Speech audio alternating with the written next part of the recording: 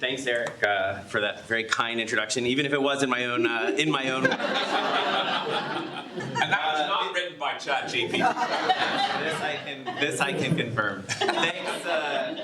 Thanks to John, MSI, and the people at Wharton for having me here, for organizing this great event. In fact, the other speakers have made my life super easy in the sense that a lot of the ground that I'm going to cover today has already been kind of hinted at by previous speakers. Yesterday, we heard a lot about elasticities. That's something I'm going to talk about today. We heard about the challenges of working with unstructured data, and I know there's more later in today's program. I'm going to talk about that today.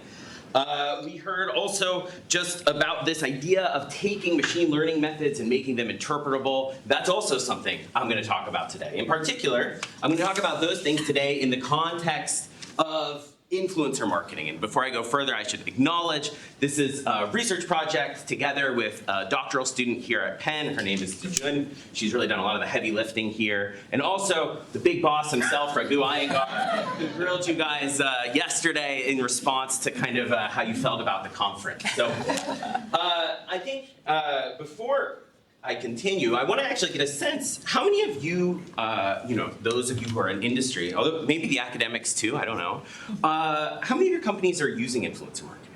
This is maybe just a show of hands. Okay, a solid showing. I'm surprised it's not 100%. This is an industry that has grown basically by 100% almost annually. I guess actually maybe biannually. So in 2022, people were spending over $16 billion on influencer marketing, and that was up 100% from 2020.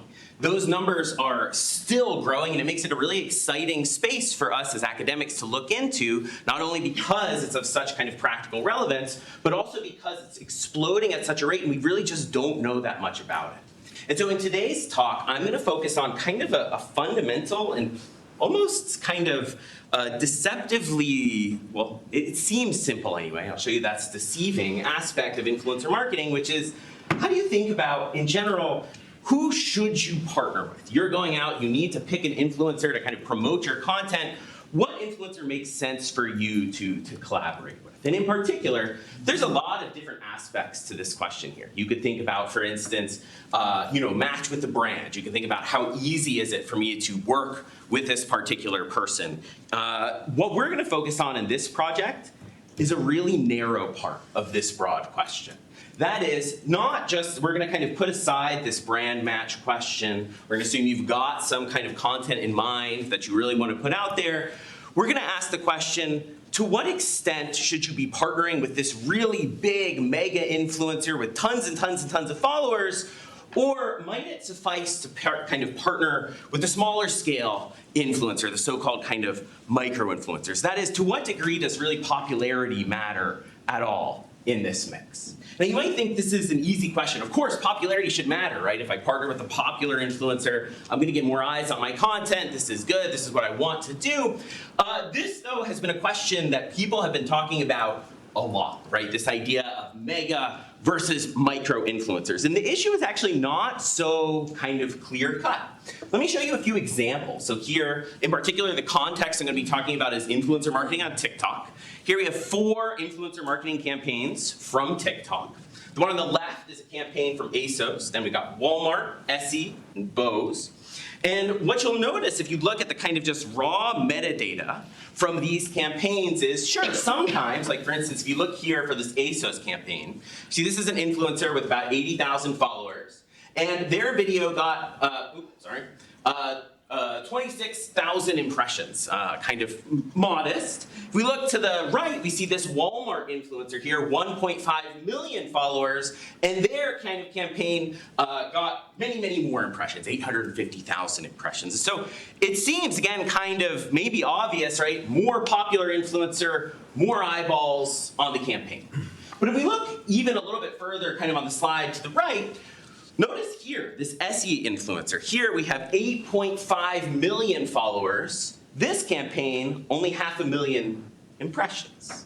And so we can see that the link between popularity and how many eyes get on this content is not necessarily as straightforward as just more popular equals better. And so what we really want to do in this project is focus on this really kind of, again, sort of narrow aspect of influencer selection, which essentially answers the question, if you could pay for more followers, maybe say we have got similar influencers, we need to pick one, we can either pick the really popular one or the less popular one, should you?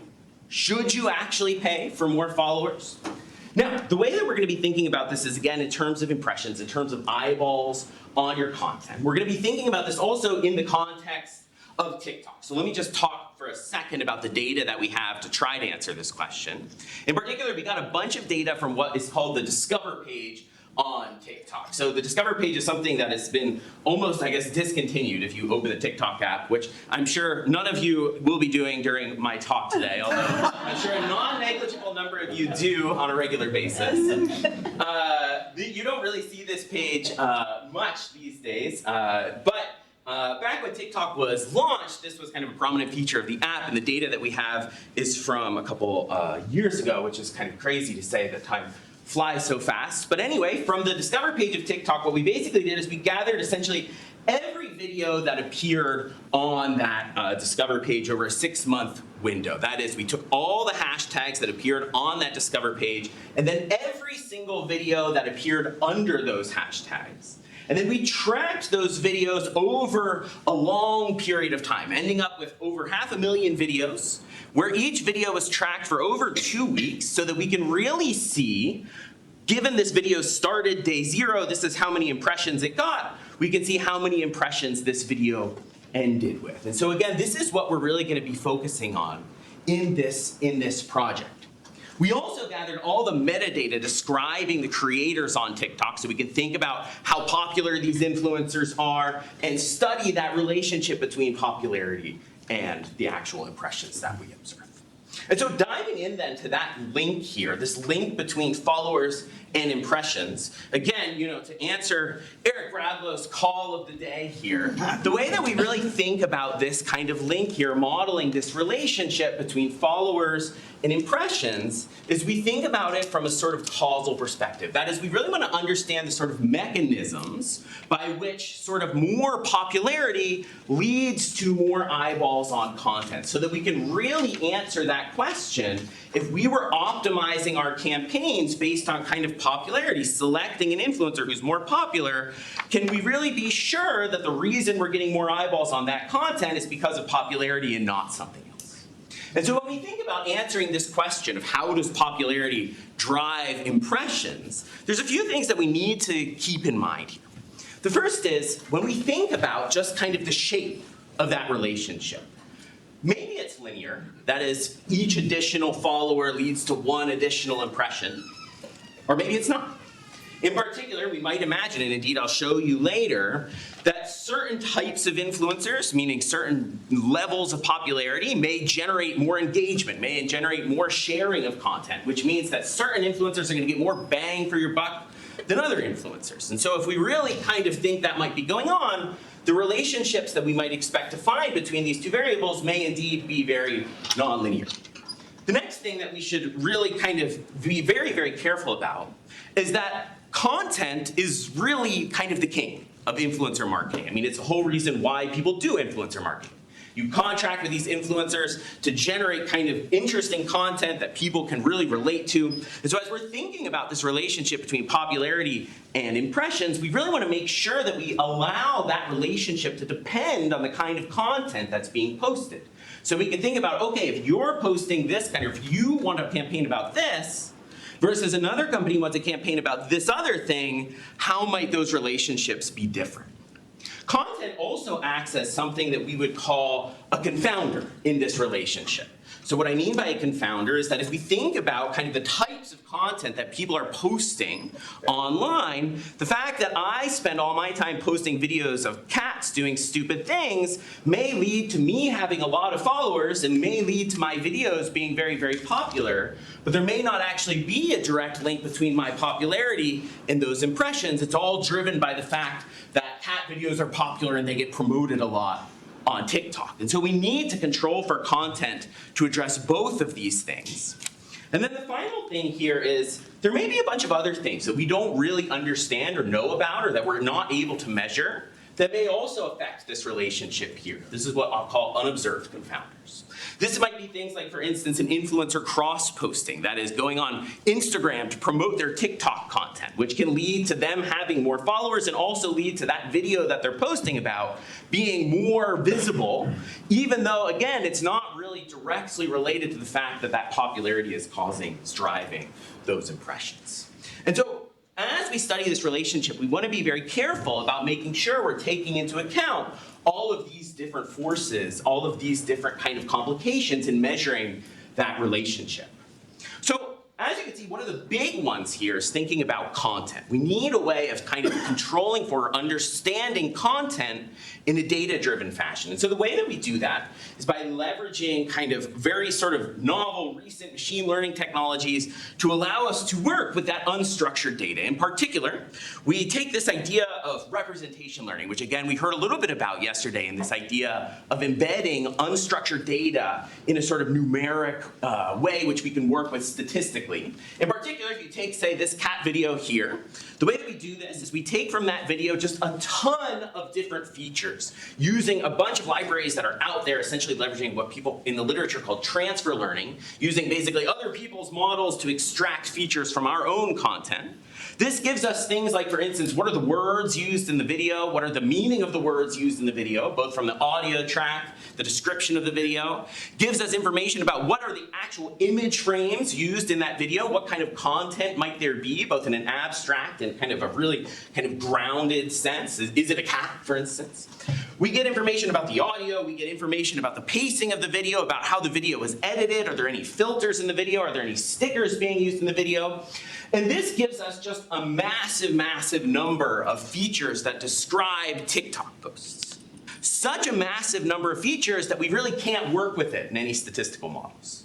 So what we do next, we take that and we try to compress it. In particular, we use an architecture that's called the variational autoencoder. It's really kind of a variant of the variational autoencoder that we're using here. And the way to think about it is that it basically takes those features and tries to compress them to a very, what we call dense vector representation. That is to take all that raw features and represent it as just a short string of numbers, so that we can then use that short string of numbers in any model subsequently to control for and understand content. In short, you can think of this as a statistical representation of content. And so with this in hand, we combine these statistical representations of content with another machine learning model. This is something that is called deep instrumental variables. And this model here gives us this ability to think about that focal relationship between popularity and impressions, how that relationship might depend on the content, and allows us to also control for these potentially unobserved forces. And in short, the output of this is going to be what we call a counterfactual prediction function. That is, it tells us, hey, if this video, this specific video, had been posted by an influencer of this popularity versus this popularity, how many impressions would that video get? And from these counterfactual predictions, we derive kind of the sort of key quantity of the paper, which is what we call the follower elasticity of impressions. Luckily, again, I had the good folks on the MMM initiative yesterday, Ellie and Alice, describe what an elasticity is, so I don't need to necessarily do it, but just to remind you, what we're talking about here is basically, given I saw a 1% change in the popularity of this influencer, how might I expect the impressions, the eyeballs on their videos to change? And so with all of this kind of defined, set up, let me show you some of the actual kind of follower elasticities that we observe in our massive collection of TikTok content. So the first thing I'll show you is sort of, on average, what does this follower elasticity look like? Now, what I've actually plotted here on the horizontal axis is the number of followers an influencer has. And on the y-axis, the vertical axis, I have this follower elasticity metric. So this follower elasticity metric, you can see, is not constant. And this is kind of maybe the first interesting thing that you can kind of notice or that you should pay attention to here. In particular, you're going to get more bang for your buck by kind of partnering with larger influencers in that kind of mid-tier. So here we have this, the x-axis here is actually log followers. It's a little kind of hard to read just kind of intuitively here. But But for these kind of small to mid-tier influencers, we find a much higher elasticity than for these really mega influencers, meaning there's really strong diminishing returns. But interestingly, we also have this what we call inverted U shape. Meaning again, the biggest returns are kind of coming in the middle. Not really small influencers, not really big influencers, but in the middle. In particular, if we think about that actual counterfactual prediction, how does this translate into actual impressions? We find that, again, that explosive growth is there in the middle of the curve. That is, we observe this S-shaped phenomenon, which if you come from an advertising background, may be somewhat familiar. These kinds of concave shapes are very often observed in the context of advertising elasticities. With our model, we can also kind of dig deeper into this. We can think about not just kind of on average, how does this follower elasticity work, but how might it work for different types of content that we actually observe in the data. And so for instance, here I plot 3 follower elasticity curves, depending on the kinds of what we call engagement tactics companies are using to engage with their customers. In particular, we define 3 broad types of hashtags or campaigns. Those are entertaining, informational, and socializing, where basically the goal is either to entertain people, tell them what's going on in the world, or to encourage them to kind of do something, to engage with a company, to be social. What we find, just kind of in short, is that similar to the average results, all of these exhibit this inverted U-shaped follower elasticity, meaning again, the biggest bang for your buck is actually in the mid-tier, not in the really high or the really low kind of popularity influencers. But depending on the content that you're putting out there, sometimes popularity matters more. In particular, and you can maybe hopefully find this intuitive, for these kinds of socializing campaigns where the goal is to really get people to interact with each other, having that more popular influencer to seed that campaign matters a lot more. Now you may be wondering, why do we observe all of these sort of inverted U-shapes? Why is it true that we get the biggest bang for our buck kind of in that mid-range? So we have a few kind of suggestive findings around this. The most kind of compelling one that we observe is that people in these sort of mid-ranges find these influencers to be a bit more authentic. They're more willing to kind of engage with them, which leads to increases in things like sharing outside of the platform and on the platform, which then leads to this kind of higher returns for sponsoring these people that exist there in the middle.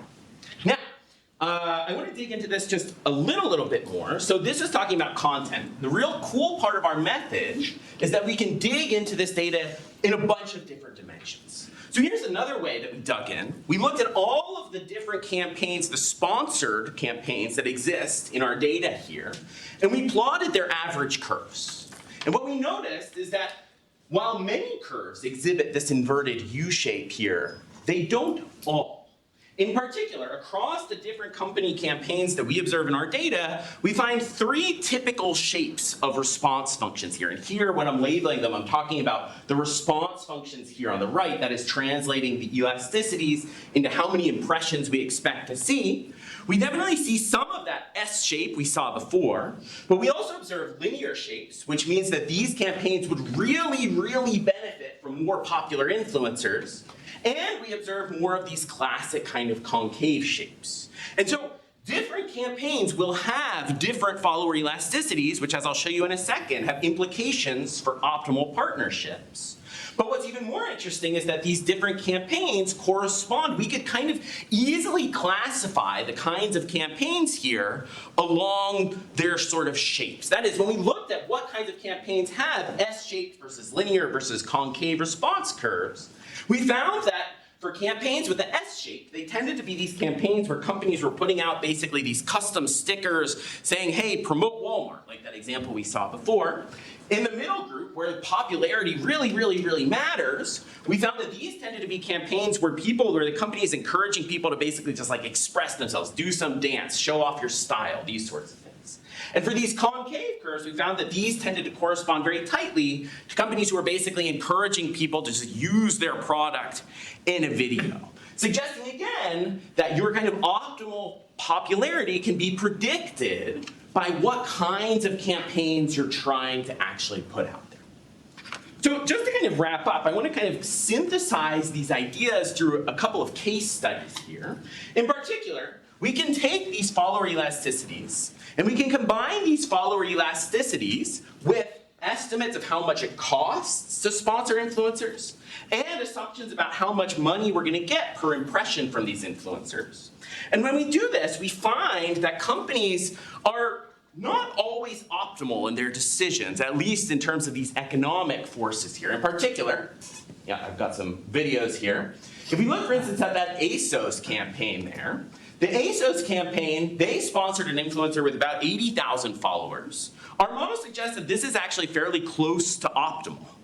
But campaigns like Walmart, who were sponsoring this campaign with 1.5 million, sorry, this influencer with 1.5 million followers, our estimates based on the follower elasticities here show that this is a really kind of suboptimal decision. Again, at least based purely on the economics of it, our estimates suggest that an influencer with a more middling popularity would have been a much more optimal kind of solution for their partner.